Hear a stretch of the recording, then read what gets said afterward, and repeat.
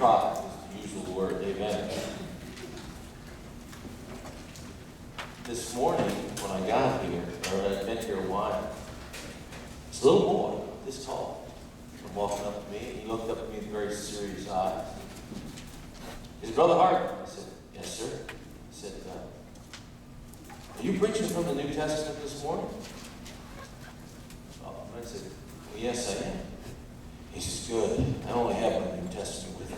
As he's walking there, I think to myself, I don't know if he can read. Oh, that was your little boy.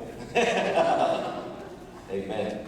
Open your Bibles up to Luke chapter number 24. Luke chapter number 24. It's been my privilege to follow Brother Gibbs. I feel inadequate to follow him, but this is what God has set up, so I give it the best shot I can. He mentioned something that struck a chord with me. He mentioned Winnie the Pooh. My youngest daughter and I, when she was little, used to watch videos of Winnie the Pooh. My daughter, who's 35 now, can sing all the songs of Winnie the Pooh. And so we would sit together in the mornings and we would watch Winnie the Pooh. And I got to the place where I could see people in our church who were characters like Winnie the Pooh. We had an Eeyore in our church. Her name was Gail. Several of the church members said I acted like Tigger because when I walk, I bounce all the time. I'm always bouncing. And so I'm up there talking in the pulpit this one time, and I mentioned the fact that I was watching Winnie the Pooh and how several people reminded me of Winnie the Pooh. And I said, now my wife reminds me of Piglet. My assistant pastor sitting up there, he starts laughing so hard, he practically falls off the chair. And I'm thinking to myself, why is he laughing at that? See, Piglet was always sweeping her house. My wife was always cleaning the house. That's why she reminded me of Piglet. And I looked at him and I said, what are you laughing at? He said, you just called your wife a pig. You know, there are some holes you just can't dig out of. I was done, but that was not what I meant. And I tried. My wife just looked at me and thought, oh man, I'm in trouble again. You know, my theme verse is really simple. It comes out of Psalms 120. David uses it. He says, I am for peace, but when I speak, they are for war. Amen. That's me. I found that to be very, very true. Luke chapter number 24, if you will, please. Starting at verse number 13, we'll read down through verse number 35. It's a lengthy portion of Scripture, but yet it's all in context together. And behold, two of them went that same day to a village called Emmaus, which was from Jerusalem about 80 furlongs. And they talked together of all these things which had happened, referring to the cross that Jesus had died on just recently. It came to pass that while they were communing together, reasoning, Jesus himself drew near and went with them. But their eyes were holden that they should not know him. He said unto them, what manner of communication are these that you have one to another as you walk? Notice this phrase, and are sad. And of one of them, whose name was Cleophas, answering, said unto him, art thou only a stranger in Jerusalem, and hast not known the things which are come to pass there in these days? And he said unto them, what things? They said unto him, concerning Jesus of Nazareth, which is a prophet, mighty in deed and word before God and all the people, and how the chief priests and our rulers delivered him to be condemned to death, and have crucified him. And there was this phrase, but we trusted that it had been he which should have redeemed Israel. Beside all this, today is the third day since these things were done. Yea, and certain women also of our company made us astonished, which were early at the sepulchre. When they found not his body, they came saying that they had also seen a vision of angels which said that he was alive. And certain of them, certain of them which were with us went to the sepulchre and found it even so as the women had said, but him they saw not. Then said he unto them, O fools, and so slow of heart to believe all that the prophets have spoken. Ought not Christ to have suffered these things and to enter into his glory?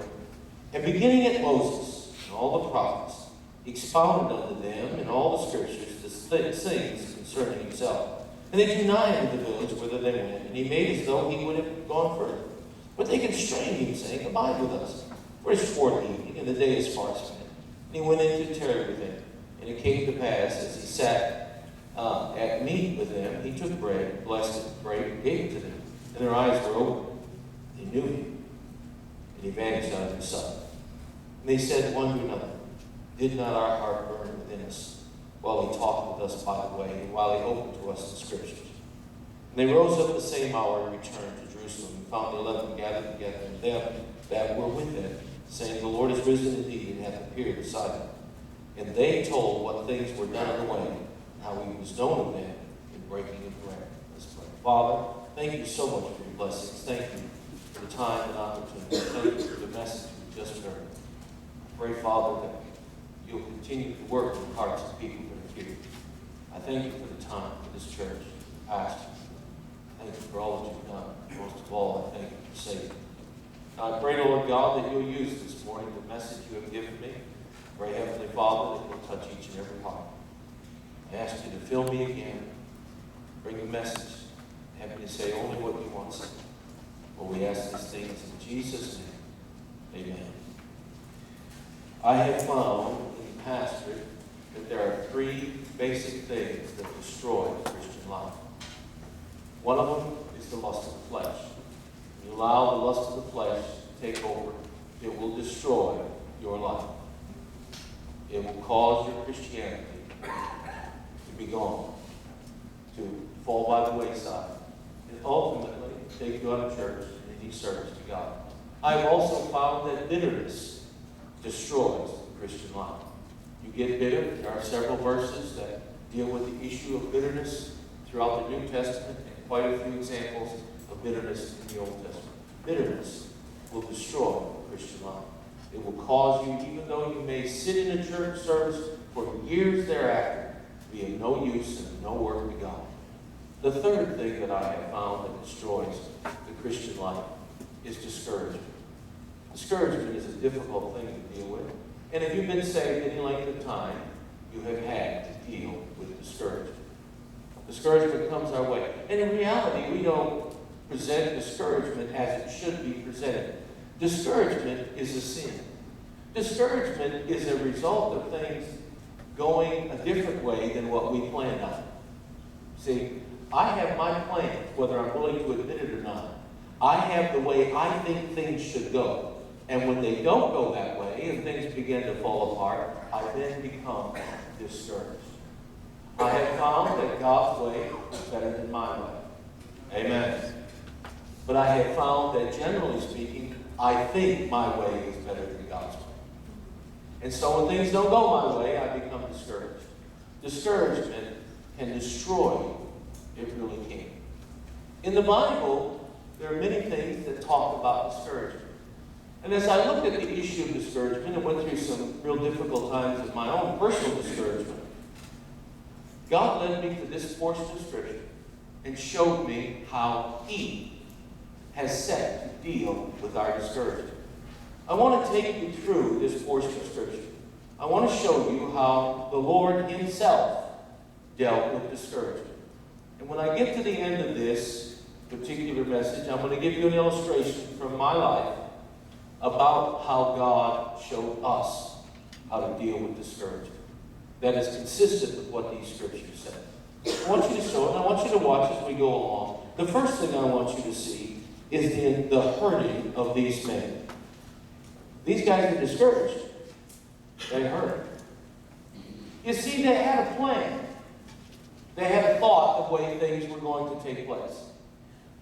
Their idea was this, that Jesus would run the Romans out of Israel and that He would set up His kingdom. That was their intent. It is amazing to me, but 4 times in the Gospels, Jesus tells the disciples He's going to the cross and die. And when He died, they were all surprised. The only ones that got it were the lost guys. Now, does that make sense to you? The Sanhedrin understood what He said. The Sanhedrin knew that He had said that He would rise from the dead. The disciples missed it altogether. They were completely overwhelmed and discouraged by the results. They expected Him to establish the kingdom and that they would have the opportunity to rule with Him. In fact, at one point, the disciples argued about who would get to sit the closest. And it was all started by one of the guys, the two of the fellows' mother, who went to Jesus and said, "Can my son sit on the other side of you?" And the next thing you know, you got a church fight going on. Amen. Amen. Right? That's what happened. They all argued with each other. Oh, these guys were so spiritual, weren't they? You know, we look at them and say, wonderful. I'll tell you what, them guys are, no, they're just like you and me. The next thing you know, they're all arguing with each other, and Jesus has to set them down and straighten them out. Amen. This is the issues that took place. So their intention, their thought, was it's going to go this way. But God had to go this way. And because it didn't come like they thought, they are discouraged, and they're going away from Jerusalem when they should be staying at Jerusalem. They're going down to Emmaus. Emmaus, according to what it says here, is approximately 8 miles from Jerusalem, and it's a downhill trend. It always seems that when you're going away from God, you're going down. Amen. I preach a lot in the South, and of course the Southerners like to give me a hard time about being a Yankee. And I tell them, I said, that's all right. God lies to the sides of the north. Amen. Promotion cometh out of the north. Amen. You know, every prophet that went south went away from God. It shuts him up. Amen. But it's true. It's what the Bible says, right? I can't argue with the Bible. But these issues, these men are going away, and they are discouraged. They are defeated. Things have not worked out the way they want. They are hurting because they have given their whole lives to what has taken place, and now none of it is coming to pass like they thought. Have you ever considered if it happened the way they thought? Let's say, and turn it around, and let's have it happen their way. Let's say Jesus, who is God, by his very word, could have destroyed the whole Roman Empire. He didn't need a bunch of angels. He could have spoke the word, and the whole Roman Empire could have not existed if that's what he chose. So let's say he destroys the Roman Empire. Let's say he sets up his kingdom. And the 1,000-year reign, as it's projected to the children of Israel, begins in Israel at that time. Do you know the results of that? Those men die and go to hell because there's no salvation. You see, the way they thought it should be was bad for them. If it had turned out like they thought, nobody gets saved. Because without Christ dying on the cross, there is no salvation. So he had to go to the cross for them. The best thing that has ever happened to them is him on the cross. Do you see what I'm saying? So their plan, and we go, yeah, these guys, their plan was bad. Amen. It's a good thing it didn't work out their way. You walk right into it so easy. Did you ever stop to think that maybe it's a good thing that things don't work out the way you planned? Did you ever stop to think that it's maybe the best thing that ever happened to you, that it didn't happen to you like you thought it should? Do you see the part of sin that discourages you? Things don't turn out the way they want, and thereby we become discouraged by it. When God's plan is better than ours, the unfortunate part, it is human nature, and I am referring to those in Christianity. It is our human nature that we think we know better, and that we think we have a better plan, and that we think it should work out how we think it should work out. Amen. It is good that God is God and not us. Amen. I'll tell you what, there's a lot of people on the road that I drive constantly that are very happy that God is God and not me. Because I have a hard time putting up with idiots on the road. Amen. This happened to me just a few weeks ago, my wife is sitting next to me, and my wife is my conscience. Boy, I don't like that. But so I'm driving along, and some yahoo cuts me off, and of course, I'm yelling at him in the car, like they can hear, okay? But I am yelling at him. What's the matter? Right? My wife says, they can't hear you. I'm thinking to myself, can you be quiet over there? Just be quiet, okay? A few minutes later, just a few minutes later, I screw up and cut somebody else off. Of course, I would just as soon ignore the whole situation. But my conscience over here in the other seat is reminding me, well, amen. You got one of those too, huh? Yeah. And she reminds me, you sure were upset at that other guy. Would you just be quiet? In fact, when the car pulled up that I had cut off, pulled up beside me, I went, I'm sorry. What can you say? I mean, the only thing you hope is they don't put a gun at you. Amen. I put my hands up and I said, I'm sorry, it's my fault. Everything like this. That didn't satisfy my wife. She began to preach. I'm going to tell you something. You think your pastor can preach? You ought to hear his wife preach. There is no doubt in my mind that the best preacher in the church is the pastor's wife. Nobody can preach like her. And my wife has many times preached me under great conviction and caused great anger within our relationship. Amen. And discouragement is that way. We have our plan, the way we think things should be, the way we think that things should go. When it doesn't go that way, we become discouraged. But God's plan is better. If it had worked out their way, they not even go to hell. If it had worked out your way, what would have been the results? What would have been the result? These men are hurting, but you need to understand something. They got some help. They got help. This is a man named Cleophas and another fellow. You say, who's the other fellow? I have no idea. The Bible doesn't tell me who he is. I mean, this isn't Peter and James and John. This is a guy named Cleophas and another fellow. These are not the top ranking of the disciples, if you want to put them in some sort of rank, which is a bad idea. But this isn't the apostles, okay? They're not apostles yet, but they're going to be real soon. This is Cleophas and another fellow.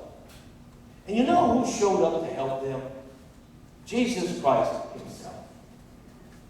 I cannot overemphasize to you the importance that you are to God. You see, Hebrews chapter 4 tells us, and why don't you turn over there to Hebrews chapter 4?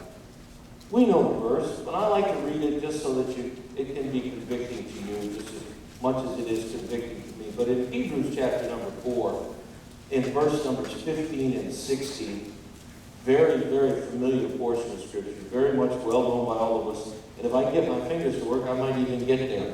Amen. There we go. I'm in Hebrews now. I'm closing in on it. Verse number 15 and verse number 16. It says, "For we have not a high priest which cannot be touched with the feelings of our infirmities." He knows it. "But was in all points tempted like as we are, yet without sin. Let us therefore, because of this fact, because he's been touched with our infirmities, because he understands our situation, let us therefore come boldly unto the throne of grace, that we may attain mercy and find grace to help in the time of need." May I say to you, we don't find help from an angel, we find help from him. Very God of heaven has shown up to talk to these two fellows. The very God of heaven has come to this place to help these two guys. May I say something to you? In your troubles, in your trials and tribulations, God doesn't send somebody else. He comes himself. What a great fact. That God views me important enough to show up himself. I don't know who this other fellow is. I really don't know much about Cleophas. But it was God who stopped to talk to him because they mattered to him. you matter to me. So much so that you can talk personally to him. There's a song sung a while back. He loves me like I was his only child. And sometimes we need to realize that God has the ability to treat us as an only child. He is available to us and he is available to somebody else. Now, I can't explain that, but he's God. I can't understand that. And you say, well, I don't want to bother him because he's got so many things going on. Oh, come on. He's God. Those things, trials and tribulations and worries are not a problem to God. We had this young preacher come into our church, and he just graduated from Bible college, so he knew everything. And he married a girl in our church, and trying to be a nice guy, a nice preacher, I let him preach Sunday night, okay? So he's up there preaching and waxing eloquent, and I'm doodling in my Bible, and he's waxing eloquent, and he got talking about how busy God is. Well, that's interesting. And so I have pictures show up in my mind in relationship to things that people talk about. I have these images that show up in my mind. He's talking about how busy God is. When I was a kid, we used to watch the Ed Sullivan Show. Long, long time ago. It was a variety show back then. We used to watch the Ed Sullivan Show. On the Ed Sullivan Show, he had this guy come on who was balancing plates on sticks. And he was going to set the world record of spinning plates and balancing them on a stick. Now, I don't know why anybody would give his life to balancing plates on a stick, but this guy had. And he was going after the Guinness World Record of balancing sticks, and he was doing it on the Ed Sullivan Show. And so this guy would get there, and he would get these sticks spinning, and then he'd get the plate spinning, and he'd run back and he'd get another plate. And there was some astronomical record of getting 50 of them at one time. So I had no idea what the number was. I was a kid. Come on. I was watching this idiot run back and forth, and the plates would start to wobble, and then they would fall off. He'd get another plate, he'd get back up there spinning. This guy's running back and forth, and he's going, he has a time limit to do all of this. And I'm watching this, and I'm thinking, wow. And so this guy's preaching, and I'm thinking, this image is coming back to my mind of God running around and being busy trying to keep all the plates up on the sticks, keep them spinning, okay? And I'm thinking to myself, this is stupid. Absolutely stupid. That, you know, God's never overwhelmed by our problems. We are, he's not. And he's always available to help. Even in many cases when we don't see his help. As these disciples, the help that showed up was greatly important because it was the Lord himself. But he did something. There's a word in here that's interesting. I want you to notice this. You see, he could have showed up in all his glory. Go back to Luke chapter number 24. He could have showed up in all his glory and they'd have said, wow, he's the one, that's it, we repent and everything like that. But he didn't do that.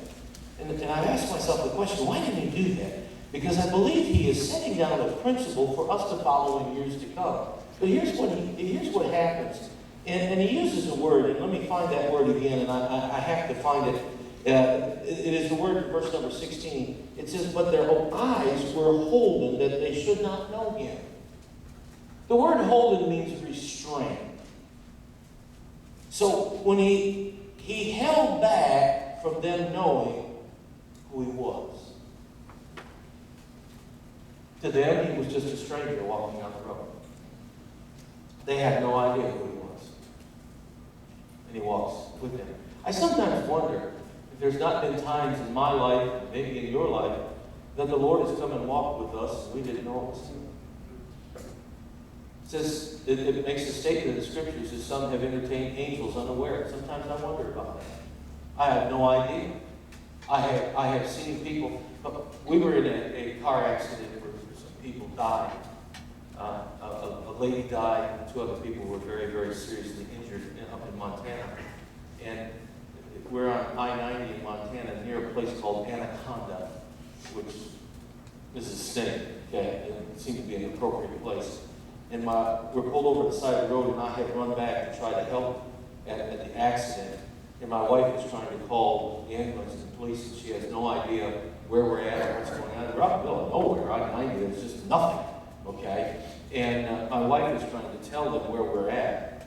And a man in a pickup truck that she had not seen show up says to her, he says to my wife, says, tell them we're at exit such and such, mile marker such and such. So she turned around and she told the lady that we were at exit such and such, mile marker such and such, and she went around and turned around to tell the man, and the truck and the man were gone.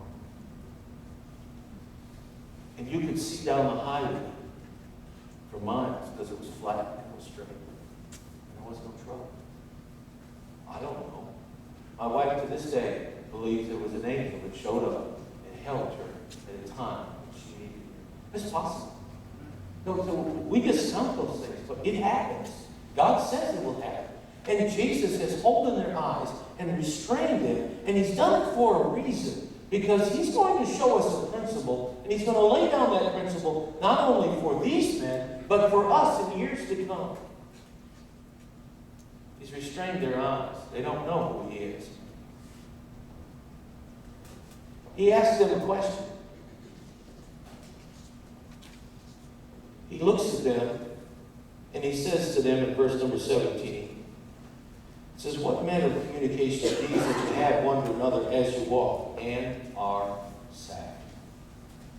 You see, their countenance revealed their condition. You don't realize it, but your countenance tells us where you're at. It does. I've preached for years, and I can look in the face of people and tell those who are mad at me, those who are paying no attention to me, those who are listening, those who are struggling. Your countenance reveals something. And I walked in this morning, I was over here. Pastor Kevin's up here leading singing, and I'm watching her singing that song, Happy. You know, I don't remember which one the song it was. And I'm looking out there and I said, they ain't real happy today. Yeah, you get towards the end of the meeting, and after being in services in the morning and at night, you've heard 2 preachers in the morning and 2 preachers at night, it's like, there's not enough coffee in the world to revive you. You get done with the meeting and you think, oh, it's great. I'll listen to the tapes. Amen. But you were there. I know, but I need to listen to the tapes. it happens. It really does. Your mind can get tired. You can get in that way. And it takes you a little while to get moving again, get the blood flowing and everything like that. But Jesus is dealing with these fellows, and he makes some statements to them, and he begins to talk to them. And he says, fellas, you're fools and slow of heart. And then he does it.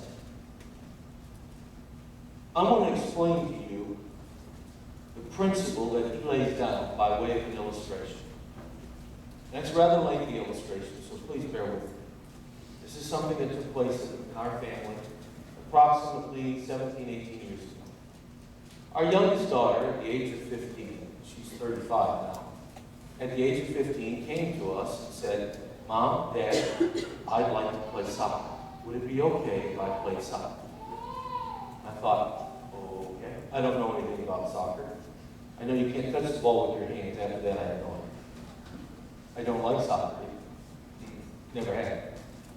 But that didn't play a part of it. I was concerned about the shoes and dress and appearance and all that stuff that goes with it. Mother and I talked about it. We prayed about it. Came back to her a few days later and said, you can play soccer. Now, she was 15 years old, and she joined the girls' soccer team. Okay? Most of those kids had played for years. It seems that we have become overwhelmed with sports in our society. Children are being taken at 4 and 5 years old and introduced into a particular sport so that they can become a professional and make millions and millions of dollars so that they can pay for mom and dad to have a nice big house. And parents are crazy. I actually heard about in a T-ball, that's where 5-year-olds, you put the ball on the thing and the kid hits the ball and then everybody runs after it. If you've ever watched T-ball, it's hilarious to watch. You go, oh man, oh. And the kid doesn't run to first base, he runs to third base. But in a T-ball game in Florida, the parents became so angry at the official that they beat up the official. Several parents went to prison over it. It's T-ball, for heaven's sakes. It's funny. And come on now. Your kid is not Mickey Mantle, all right? But this is how serious sports have become. This is how serious people. It's not where you go out to the field, a bunch of kids go out and play and fuss it over and all that kind of stuff. There's got to be officials and everything like that. People have gone absolutely nuts in our society over sports. At one time, sports was a help to build character. Now it has become a hindrance to our whole society. And I was concerned about this. So she starts to play. And she became a goalie. She became, in her sophomore year at school, she became the goalie for the JV team. I was pretty first year playing. Hey, her next year, her junior year, she became the goalie for the varsity team. In the midst of that, there were 3 high schools in our city, and they were playing across town rivals. And in this game, as a junior, there were a bunch of college scouts who came to watch the other goalie who was graduating. And during that game, my daughter faced 41 shots and blocked all but 1. In the shootout at the end of the game, she blocked all the shootouts. Her team won 2-1. And the scouts went, "Who's that?" And I didn't like it. Because now we have Iowa, Wisconsin, and several other major colleges wanting to talk to our daughter about a scholarship. And I thought, this is not good. This is not good. I don't want my daughter to go to a secular college. I want her to go to a Christian college. Yeah. And of course, she's a kid. You flash this big stuff before you, and she'll go for it. And I knew it. I thought, this is not good. Her senior year, she's playing goalie again, and all of these people are watching her, playing the other crosstown rivals. The ball was kicked at her. She blocked it with her hand, and it rolled behind her.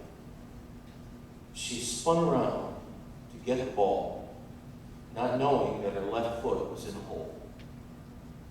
And she spun around with her knee, her foot facing this way, and her whole body facing back.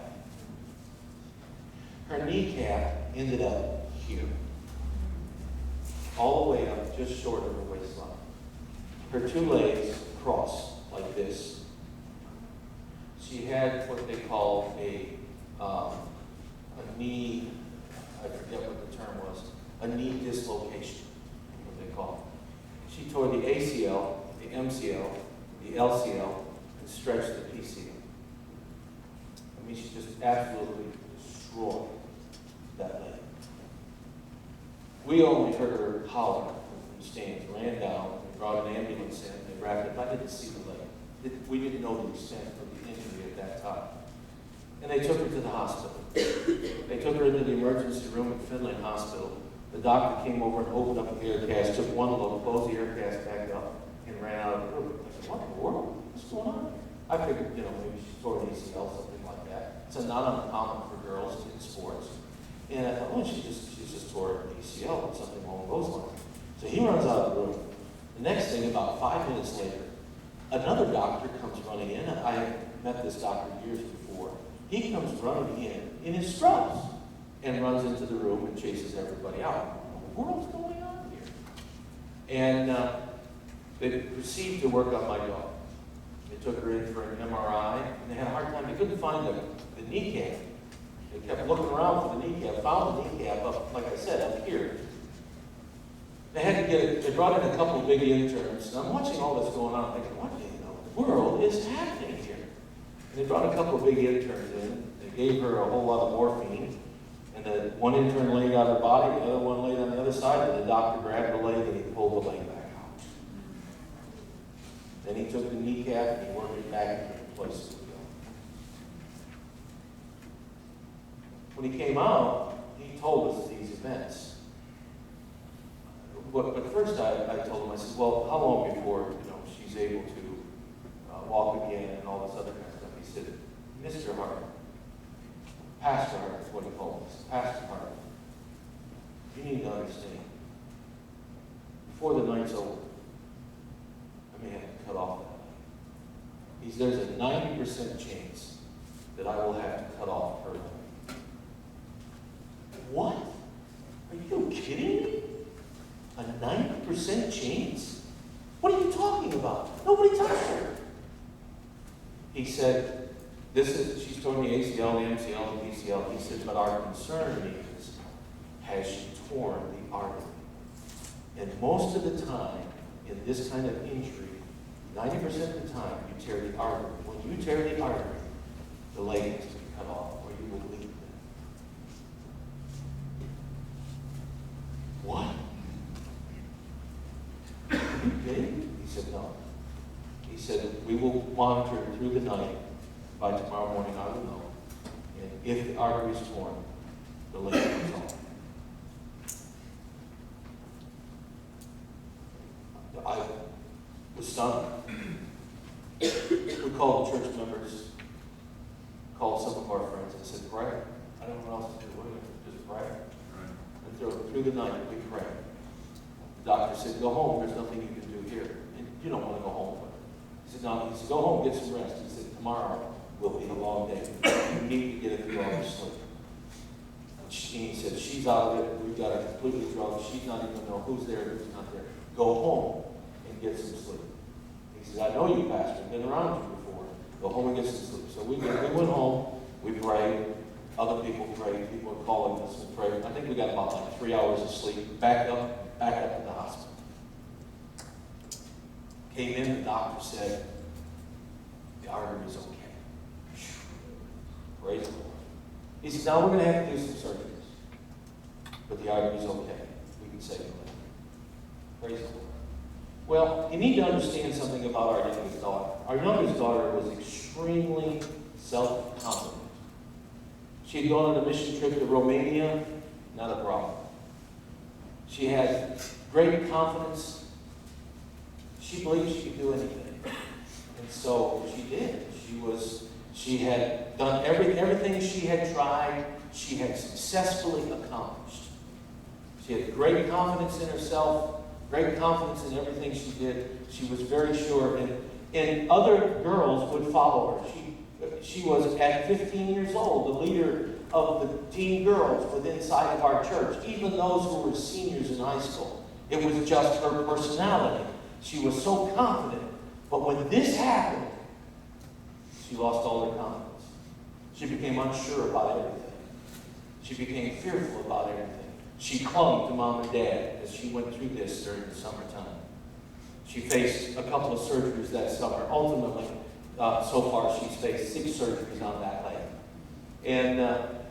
But they went through a couple of surgeries and she had lost her confidence. I was preaching a meeting somewhere, and we were at a Christian bookstore, and my wife saw a little plaque, and it had a soccer ball on the plaque in this Christian bookstore, and it had a girl's foot on the soccer ball, and then a verse. It had the verse of it said, "The Lord shall be thy confidence, ... And then it had the address below it. My wife said, I want to get this for Beth. Okay, sure. We gave this to Beth. We took her off to the Christian college in Wisconsin, and we took her off to that, and she took the little plaque with her. And she was in the dormitory, had the bottom up. She hung that little plaque up on the bottom, underneath the top bunk, where she could see it as she lay there. She came in one day, and she was extremely discouraged by events that had taken place. All of these things in her life that had changed. Very discouraged, very downhearted. And she looked at the plaque. She noticed it had some dots on it. She also noticed the address. She said, I wonder what the rest of that verse says. Greatly discouraged, lost her confidence. So she turned to that verse and she looked it up. She read the verse. She began to cry. She called Mom. said, Mom, get your Bible. I've got a Bible. She said, did you ever read the rest of that verse? Well, I said, no, I just read the first few words. Never thought about it. She said, go to that. She told her the address. My wife read the verse. My wife began to cry. My wife calls me. I come in. My wife's crying. My daughter's on the cell phone. She's crying. I figured, oh my goodness, what else has gone wrong here? I mean, this cannot be good. And my wife just pushed the Bible over and pointed at the verse. What? Oh, what? She said, you know that plaque? I said, yeah. She said, read the verse. I read the verse. I began to cry. Everybody's crying. But not for sadness, for great joy. Let me show you the verse. Go with me to Proverbs, chapter number 3. Proverbs, chapter number 3. Now, don't get ahead of me. Let me tell my story. This is my story, not yours. I know how Baptists are. Proverbs, chapter 3. Proverbs, chapter 3. Look at verse number 26. This is the verse. For the Lord shall be thy confidence. God. Look at the rest of it. And shall keep thy foot from being taken.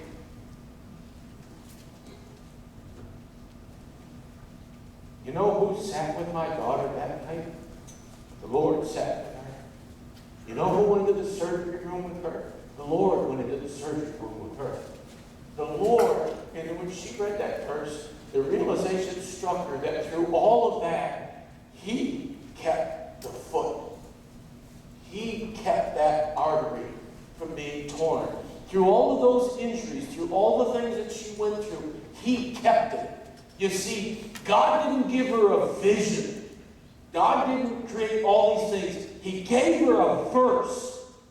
And if you look at these disciples, you will find that God doesn't give you a vision. He gives you a verse that deals with your discouragement, a verse that takes care of the situation. That's what He's given us. That's the illustration. What did they say? Our hearts did burn as He spoke to us. What did He do? He quoted Scripture. He started with Moses all the way through the prophets. You know what happens when we get discouraged? We stop reading our Bible. We stop praying. We stop listening to the preaching. We draw it in ourselves.